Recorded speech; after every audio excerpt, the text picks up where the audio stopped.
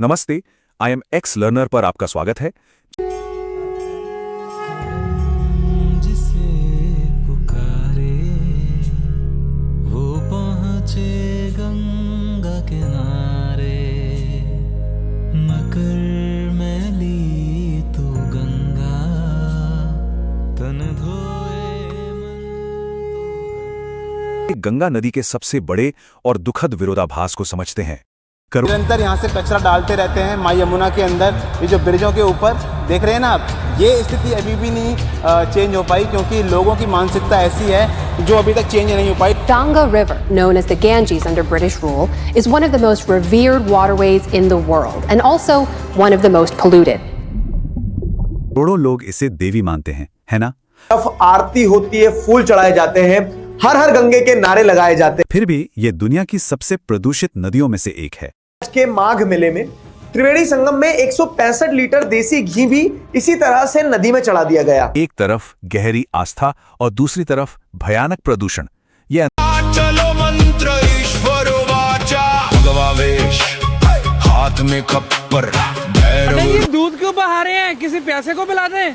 प्यासों के लिए पानी कम पड़ गया क्या, या भूखों के लिए दूध कम पड़ गया? तो लोग कहते हैं ना कि बहाने से तो अच्छा है किसी भूखे का पेट भर दें। या लोग तो पता नहीं क्या क्या कहते हैं। ये जो दूध है, जैसे हमारे लिए जरूरतमंद है, उसी प्रकार जो हमारे गंगा जी में रहने वाले जीव हैं उनके लिए अंतर सच में चौंकाने वाला है ना? दूध का बीओडी यानी कि biochemical oxygen demand raw sewage से लगभग 250 गुना ज्यादा होता है। और जैसे ही दूध नदी में मिलता है तो माइक्रो ऑर्गेनिजम्स उसे तोड़ते हुए पानी का सारा ऑक्सीजन तेजी से कंज्यूम कर लेते हैं, और फिर पानी में ऑक्सीजन की कमी के कारण मछलियां और एक्वेटिक लाइफ सरवाइव ही नहीं कर पाता है। ऊपर से दूध के अंदर जो फैट्स होते हैं वो सरफेस पर एक लेयर बना देते हैं, पानी की सरफेस पर, जो हवा और पानी के बीच में ऑक्सीजन के एक्सचेंज को भी रोक देती है। साथ ही साथ जो न्यूट्रिएंट्स हैं, उन न्यूट्रिएंट्स की वजह से बहुत ज्यादा एल्गल बूम होता है, जिस कारण से सनलाइट नीचे तक नहीं पहुंच पाती है और धीरे धीरे पूरा इकोसिस्टम कोलैप्स होने लगता है। अब देखो, खुद से एक सिंपल सवाल पूछो कि क्या ये भक्ति है या अंधभक्ति? क्यों? क्योंकि हम भगवान को खुश करने के चक्कर में उन्हीं के द्वारा बनाई गई सबसे सुंदर और सबसे जरूरी चीजों को खत्म करते जा रहे हैं। ओम गुरु जी गोरख ज्योति मचिंद का 2025 कुंभ में मल कॉलीफॉर्म 11,000 तक पहुंच गया था, सुरक्षित सीमा से कई गुना ज्यादा। तो आखिर नदी को क्या बर्बाद कर रहा है? चलिए, आज यमुना नदी का पानी सफेद फोम बन चुका है, और गंगा नदी, जिसे हम सबसे पवित्र नदी मानते हैं, उसमें हर दिन 1.3 बिलियन लीटर से ज्यादा सीवेज 29 सिटीज और 70 टाउन से सीधा सीधा जाकर मिलते हैं। मतलब हमारी सबसे पवित्र चीज आज एक लिक्विड डस्टबिन बन चुकी है। सुनने में बुरा लगता है, पर यह हकीकत है। और जैसे कि मैंने पहले भी बताया कि फैक्ट्रीज तो अपना काम कर ही रही है, वो चरम पर पल्यूट कर रही है, लेकिन हम भी पीछे नहीं है। प्लास्टिक की थैलियों में पूजा का सामान, और उस सामान के साथ में वो थैलियां भी नदी में डाल दी जाती है।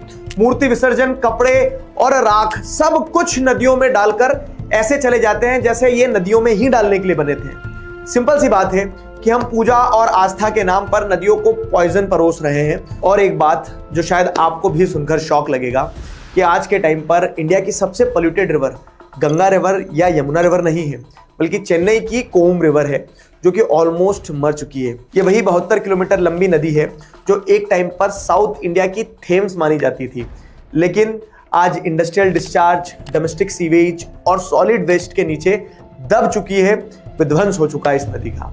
और ये सब इतनी खामोशी से हुआ है कि ना कोई शोर हुआ, ना कोई बड़ी हेडलाइन बनी, बस धीरे धीरे आंखों के सामने ही एक पूरी की पूरी नदी खत्म हो गई और हमें पता भी नहीं चल पाया। लेकिन अब ये इस प्रदूषण के मुख्य कारणों पर एक नजर डालते हैं।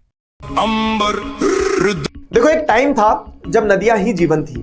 पानी, खेती, ट्रांसपोर्ट सब कुछ नदियों से होता था, और इसीलिए हमने उन्हें मां माना और उन्हें रिस्पेक्ट देना भी शुरू किया। लेकिन प्रॉब्लम तब शुरू हुई जब ये रिस्पेक्ट धीरे धीरे रिचुअल बन गई, और रिचुअल्स ही धीरे धीरे आदत बन गए, और जब ये आदतें बिना सोचे समझे फॉलो होने लगी तब सब कुछ बदल गया। लगभग 3500 साल पहले जब पॉपुलेशन बहुत कम थी, छोटी छोटी बस्तियां थी, तब एक फूल, एक लोटा, एक दिया, ये सब कुछ नदी बहुत आसानी से संभाल लेती थी। और इसीलिए उस टाइम अभिषेक करना सिंबॉलिक भी था और मीनिंगफुल भी था और इको फ्रेंडली भी था। लेकिन आज रियलिटी बिल्कुल अलग है। सीवेज, कारखानों का कचरा, माइक्रोप्लास्टिक और हमारे धार्मिक चढ़ावे, ये सब मिलकर नदी को बुरी तरह प्रदूषित कर रहे हैं। रोजाना 50 करोड़ लीटर से भी ज्यादा बिना साफ किया हुआ फैक्ट्रियों का गंदा पानी सीधा गंगा में जाता है। दूध जैसे चढ़ावे भी पानी से ऑक्सीजन खींच लेते हैं। सोचिए, इससे जलीय जीवों का क्या हाल होता होगा। इसका हमारी सेहत पर बहुत बुरा असर पड़ता है। आइए देखें कि ये प्रदूषण हमें कैसे बीमार कर रहा है। तो रिचुअल कभी एक पुजारी का छोटा सा लोटा होता था, वो आज 1.4 बिलियन लोगों के बीच दूध के टैंकर्स और घी के डब्बों में बदल चुका है। और यही चीज दूसरे देशों को हमसे अलग बनाती है। भारत में पानी से होने वाली 70% बीमारियों की सबसे बड़ी वजह यही प्रदूषित नदियां हैं। इस पानी के इस्तेमाल से हैजा, टाइफाइड और यहां तक कि कैंसर जैसी जानलेवा बीमारियों का भारी खतरा रहता है।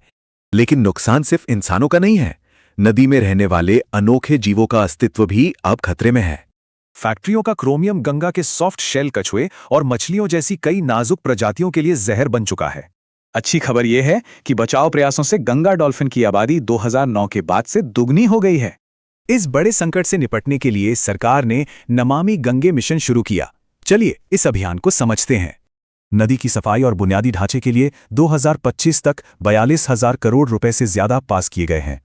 गंदे पानी को सीधे नदी में गिरने से रोकने के लिए सैकड़ों सीवेज ट्रीटमेंट प्लांट बनाए जा रहे हैं। इसका असर भी दिख रहा है। 2017 के बाद से पानी का दैनिक बीओडी लोड घटकर आधा रह गया है। कोशिशें जारी हैं, पर समस्या विशाल है। क्या वाकई एक मृत नदी को फिर से जिंदा किया जा सकता है?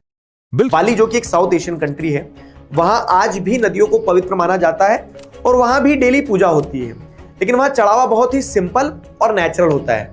जैसे फूलों की कुछ पत्तियों को प्लास्टिक के बदले नारियल या फिर पाम लीव्स से बनाए हुए छोटी छोटी टोकरियों में चढ़ाया जाता है। और ये सारी चीजें नेचुरल होती है और आसानी से मिट्टी में मिल जाती है। अब हमें भी यहां से यही चीजें सीखनी होगी।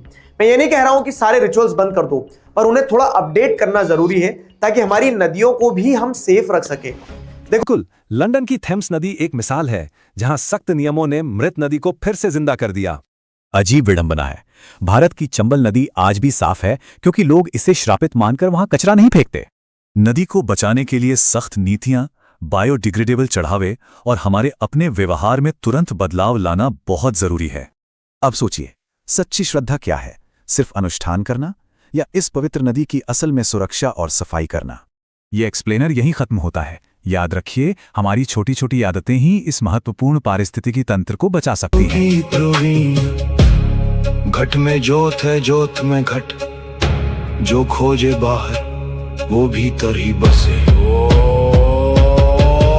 ओम शिव गोरक्ष आदेश, आदेश,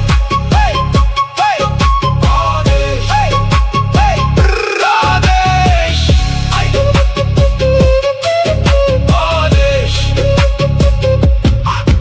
आदेश।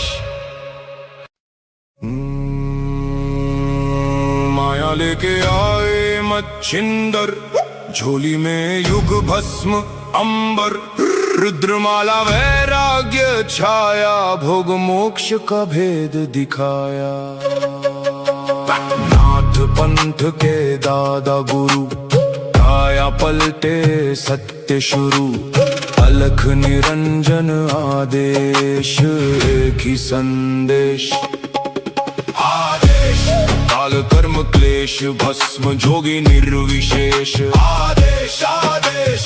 आगे आगे गोरख जागे, अलख निरंजन, अलख निरंजन। काल का लेखा पल में चले, अघोर अग्नि में भाग्य ढले। ओम रन रन रन, हूँ फटकरी काल अग्ने आदेश तत्, आदेश, अलख निरंजन आदेश, आदेश। जड़